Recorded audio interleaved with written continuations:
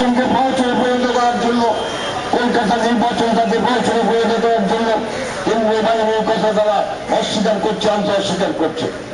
সহজেই আমরা বুঝতেই পারছি এই নির্বাচকদের যেভাবে তারা যে ভূমিকা পালন করছে তার পরিপ্রেক্ষিতে আমাদের বেশি বেশি করে মানুষের কাছে যেতে হবে, সোচ্চার হতে হবে এবং নির্বাচন কমিশনের যে দায়িত্ব সেই দায়িত্ব তাকে পালন করতে হবে, তাকে নিরপেক্ষভাবে সেই ভূমিকা পালন করতে হবে।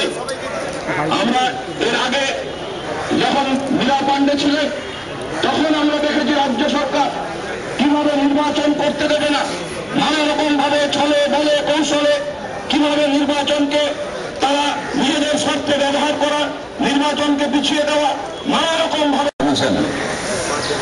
যে নির্বাচন কমিশন একটা সাংবিধানিক সংস্থা, রাজ্য নির্বাচন কমিশন একটা সাংবিধানিক সংস্থা এবং সংবিধান মেনে তাকে চলতে হয়।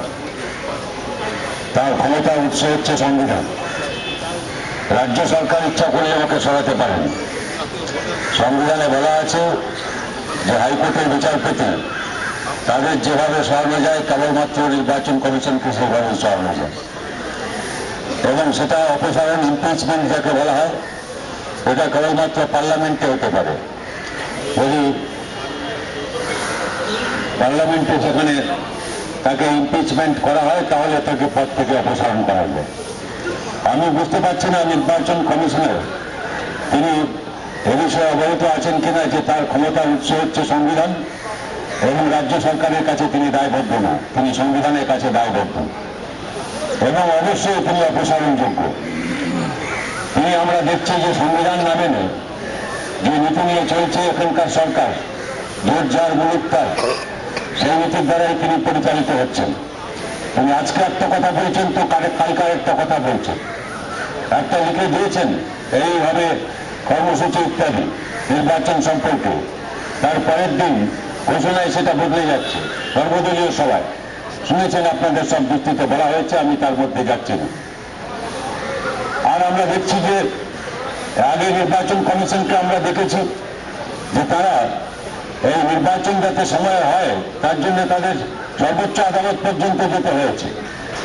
আর এখানে আমরা বর্তমান দেখছি যে নির্বাচন কমিশনার তিনি আদালতে যা প্রতিশ্রুতি, সরকারের প্রতিশ্রুতি যা দেওয়া হয়েছিল নির্বাচন সময় অনুষ্ঠানের জন্য, জানেন আপনারা যে সংবিধান 5 বছরের মধ্যে নির্বাচন করা এটা একটা সুনিশ্চিত করবার জন্য সংবিধান সংশোধন করা হয়েছিল। এখন 5 বছর পেরিয়ে গেছে, নির্বাচন হয়নি, আর আমরা দেখছি সেটা আগে হওয়ার পরিবর্তে আমরা দেখছি যেটা নির্বাচনের সময় হয়নি, 5 বছর মেয়াদ পুরোয়নি, সেগুলো আগে নির্বাচন হচ্ছে। কিভাবে চলছে এখানে? যার জোট মুলুকতার, অর্থাৎ এখানে সরকারের দায়িত্ব পেছনে ওরা যা বলছেন নির্বাচন কমিশন সেভাবেই চলছেন। কি হবে নির্বাচনী নিরাপত্তার ব্যবস্থা? নির্বাচন কমিশন কি সেসব আলোচনা করেছেন? কেন্দ্রীয় বাহিনী উনি কি পাবেন? রাজ্য সরকার কি এখানে অবাধ শান্তিপূর্ণ নির্বাচন, কলকাতা হোক বা অন্যান্য পৌরসভায় হোক 91টায়, সেখানে তারা সুনিশ্চিত করতে পারবেন? তাদের সেই বিশ্বাসযোগ্যতা আছে? এই সময় কি ব্যবস্থা হয়েছে, কি প্রতিশ্রুতির ভিত্তিতে তিনি এটা করতে যাচ্ছেন? এর আগের ইতিহাস আমাদের জানা আছে। আমরা সেই জন্যই বলছি যে এখানে আমাদের দুর্ভাগ্য যে আমাদের নির্বাচন কমিশন, রাজ্য নির্বাচন কমিশনের অফিসের সামনে তার বিরুদ্ধে আমাকে বলতে হচ্ছে এসব কথা। আমি কেবলমাত্র কথাই বলতে চাই যে আমরা ইতিমধ্যেই যা দেখতে পাচ্ছি, এখনো সবাই মনোনয়নপত্র জমা দেননি, কাজে ব্যস্ত সব ওয়ার্ডে, এবং যে তারিখে যা যখন হওয়ার কথা ছিল তার আগে এসব করতে হচ্ছে, খুব তাড়াহুড়ো করে করতে হচ্ছে। শাসক দল তারা জানতেন কি করবেন, তারা আগের থেকে ঠিক করে রেখেছিলেন, আর নির্বাচন কমিশন জানতেন না, জানতেন, আমরাই জানতাম না। যাই হোক, যা হচ্ছে যেরকম করে তার মধ্যে আমরা যা খবর পাচ্ছি যে শাসক দলের 3 নম্বর ওয়ার্ডে বোধহয় আমার যতদূর খেয়াল পড়ছে যে শাসক দলের যিনি প্রার্থী হয়েছেন তিনি বোধহয় কাউন্সিলর ছিলেন, তারপরে তিনি নমিনেশন দিয়ে এসে নমস্কার করে ঢুকেছেন আমাদের অফিসে, আমাদের পার্টির অফিসে ঢুকেছেন, আর ঢুকে নমস্কার করেছেন, চেয়ার দিয়েছে ওরা বসতে, চা খাবেন কিনা জিজ্ঞেস করেছেন, তারপরে উনি বলছেন যে আমি তো নমিনেশন দিয়ে এসছি, কিন্তু আপনারা এখানে ঝান্ডা পোস্টন এসব টাঙিয়েছেন কিসের জন্য? এগুলো তুলে নিন। আমি কেবলমাত্র নির্বাচন লড়তে পারবো, আর কেউ নির্বাচন লড়তে পারবে না। আমি বলতে চাচ্ছি, আজকে যেটা আমাদের অফিসে ঢুকে বলছেন, যে কোনো বিরোধী বা তৃণমূলের মধ্যে আমি শুনতে পাচ্ছি এখন তাদের অনেক বিক্ষুব্ধ প্রার্থী আছেন, তৃণমূল করতেন, টিকিট পাননি, অন্য হয়ে করছেন। সবার কাছেই এটা চ্যালেঞ্জ।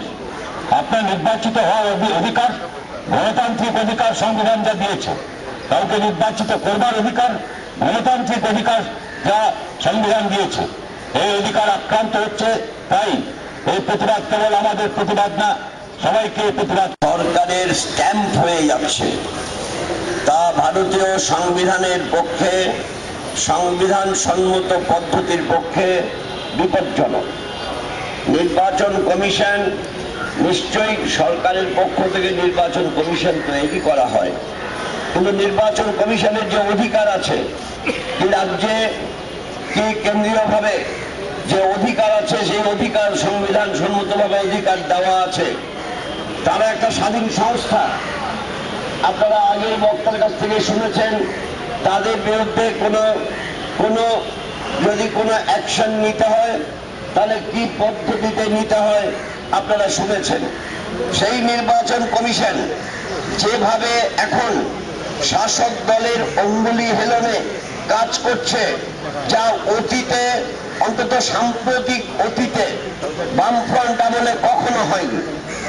যেভাবে নির্বাচন কমিশন চলছে, আমাদের রাজ্যের নাগরিকদের গণতান্ত্রিক অধিকার তা প্রতিষ্ঠা করার পক্ষে সহায়ক নয়, বরঞ্চ তার